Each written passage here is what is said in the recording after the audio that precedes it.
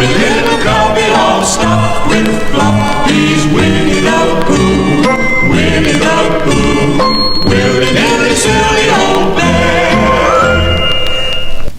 This is story of Winnie the Pooh. Make the best of it.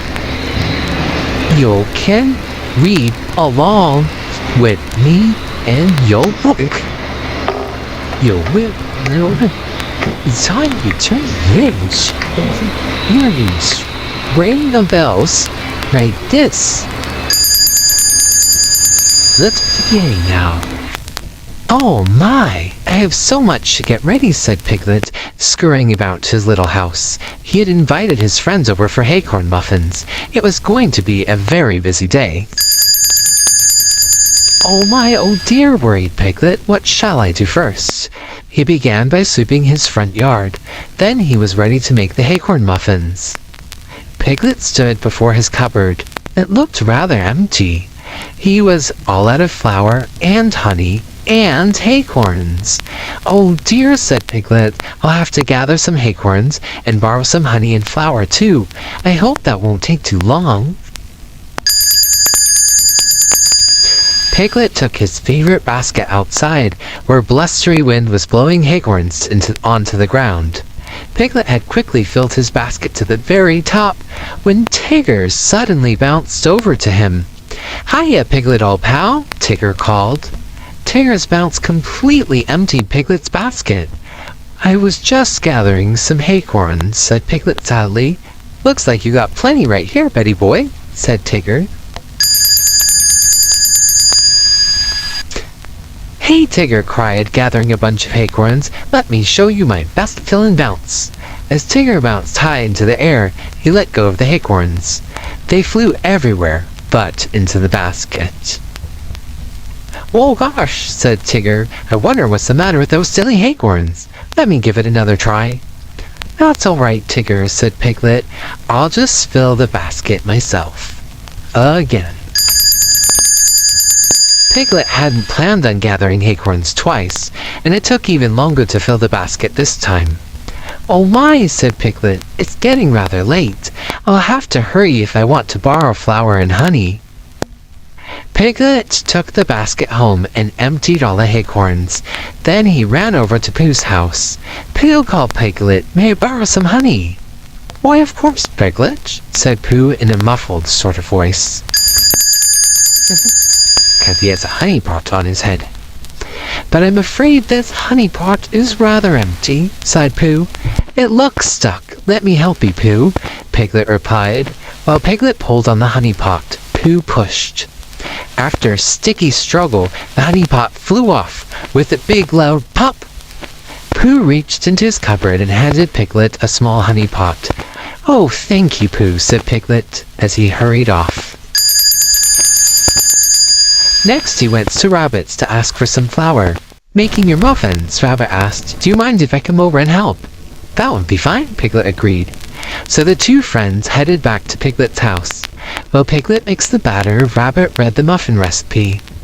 Let's see, said Rabbit. This recipe makes 9 muffins. That means we can each have 1. Unless, of course, we make a double batch, Rabbit remarked. Then we can each have 2. Or triple batch. Then we can each have 3. Rabbit was doing his muffin math. As Piglet listened to Rabbit, he was so busy adding muffins in his head that he lost count of the baking powder. He put 9 teaspoons into the batter instead of 4. Poor Piglet didn't even realize what he'd done. After Rabbit left, Piglet put the muffins in the oven. The baking powder made the muffins rise and rise and rise. When Piglet opened the oven, he saw one gigantic muffin. Oh dear, said Piglet.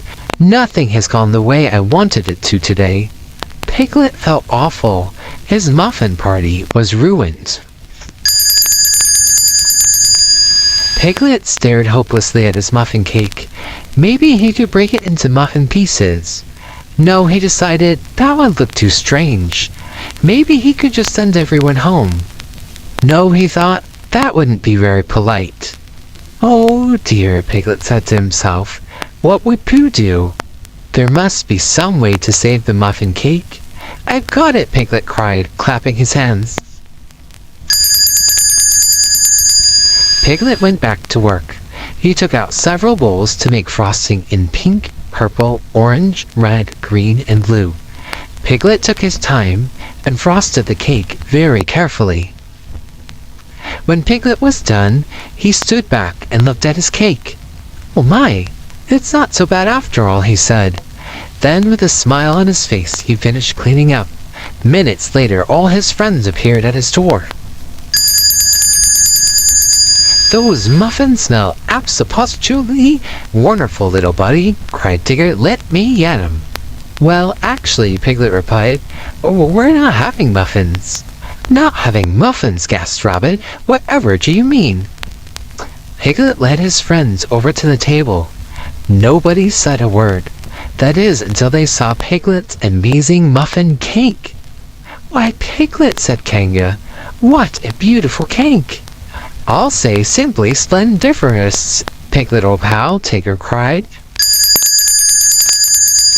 Piglet had decorated a part of the cake for each of his friends.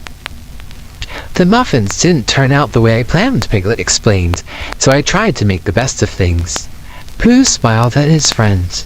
You certainly did, Piglet, he agreed. And as the friends shared the muffin cake, even Piglet had to admit it was the best acorn treat he had ever made. When things don't go the way you plan, make the best of it. The end.